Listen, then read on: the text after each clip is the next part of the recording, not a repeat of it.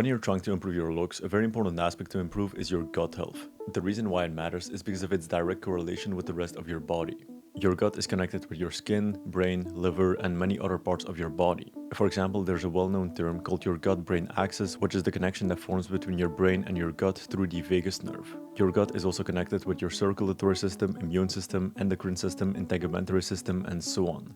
Your gut essentially remains at the center of your body, connecting with all kinds of different systems within it, which means that the state and the health of your gut affects all of these things, including your looks. So throughout this video, I'm going to show you a broad overview of how to improve your gut health and your gut microbiome through improving the way you eat. Now, obviously understand that your gut is a much more complicated system than this video will make it seem, and if you want to fully improve it, it's going to take more than just improving the way you eat, but it's still going to be the most important thing to do.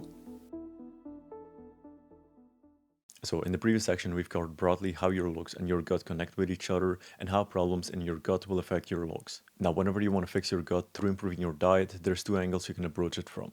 You will either remove things that damage it or consume things that heal it. Usually they're done simultaneously, but we can still separate them. Now, between both of those, your primary focus should be to remove things that damage your gut. Adding things that heal it is of course still important, but your main focus should be on removing the handbrakes you're placing on yourself. So we're going to cover both the things you should eliminate from your diet and the things you should add in to heal it.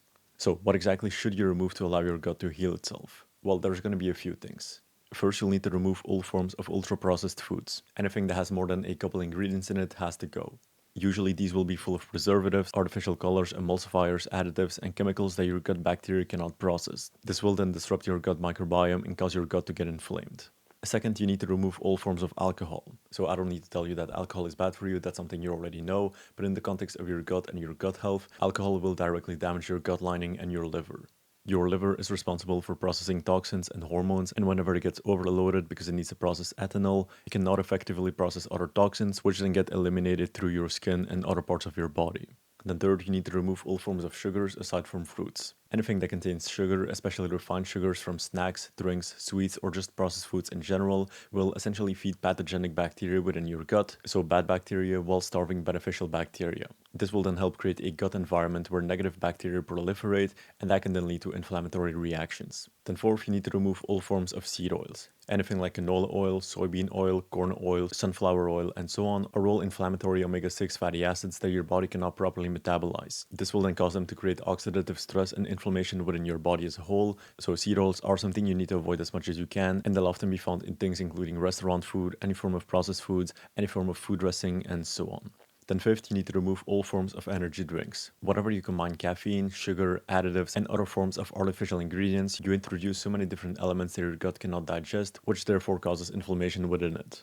So to remove it and make it easier on yourself, what I would suggest you do is replace any form of energy drink with coffee. That way you still have the caffeine without any of the additives.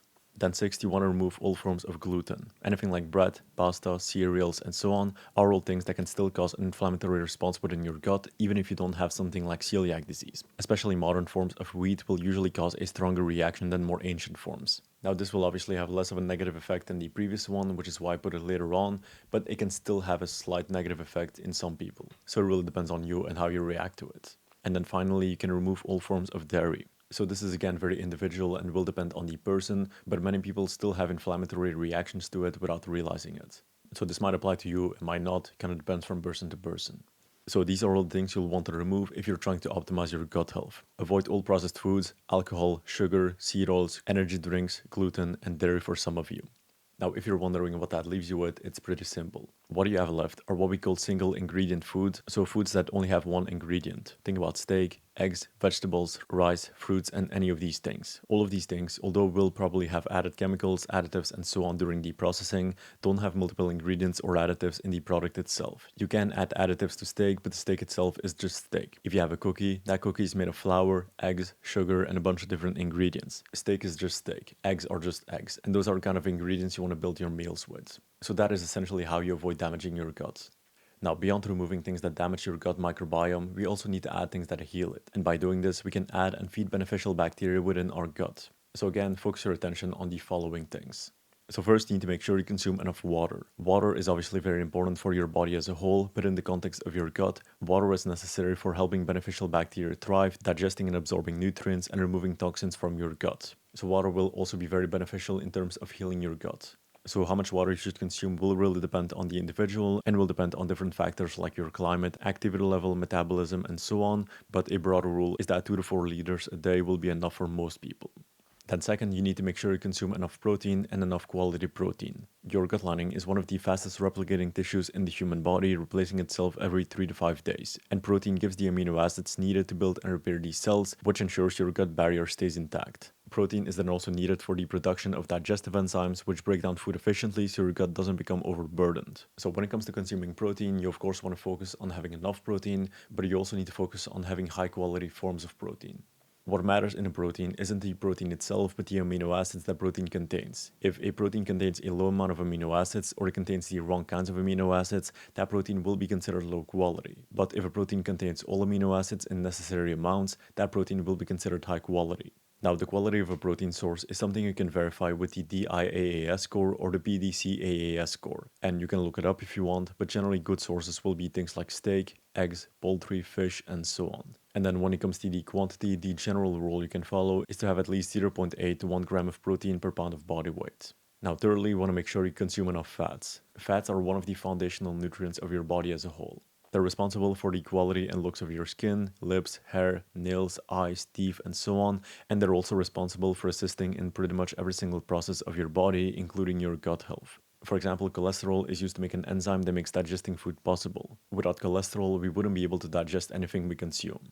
So you want to make sure you consume enough fats in general, especially essential fatty acids, which your body cannot produce on its own to optimize your gut health. And if you consume enough steak, eggs, fatty fish, and avocado on a weekly basis, you will have enough fats. Now fourth, you want to make sure you consume enough vitamins and minerals. So these nutrients are essentially cofactors or partly responsible for thousands of biochemical processes that affect your gut health. All types of vitamins will be responsible for supporting your gut lining, reducing gut inflammation, reducing oxidative stress, and so on. And the way you consume more of them is to simply have more nutrient-dense foods, which are often just single ingredient foods. Then fifth, you want to make sure you consume more probiotic foods. So what these foods do is introduce beneficial bacteria that will support your gut health. These will include things like fermented vegetable like sauerkraut and kimchi, kefir, kombucha, and high-quality yogurt if you tolerate dairy, and these will provide your gut with live beneficial bacteria. And then finally, sixth, you want to make sure you consume more prebiotic foods. So compared to probiotic foods, what these foods do is not introduce new beneficial bacteria into your gut, but they will feed existing bacteria that you already have within your gut. They won't add in any new bacteria, but they'll simply feed the ones that are already there.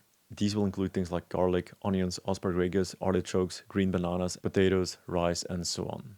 So if you want to have a broad overview of everything you should avoid and everything you should consume more of, here's a list. Avoid all processed foods, alcohol, sugar, cereals, energy drinks, gluten, and dairy for some of you, and consume more water, protein, fats, vitamins and minerals, probiotic foods, and prebiotic foods. So remember, you can achieve all of these things by simply consuming more single ingredient foods like steak, eggs, fish, vegetables, fruits, rice, and so on, and preferably buying these foods from good, clean sources that don't use pesticides, additives, and other chemicals. So that is pretty much all I have for this video.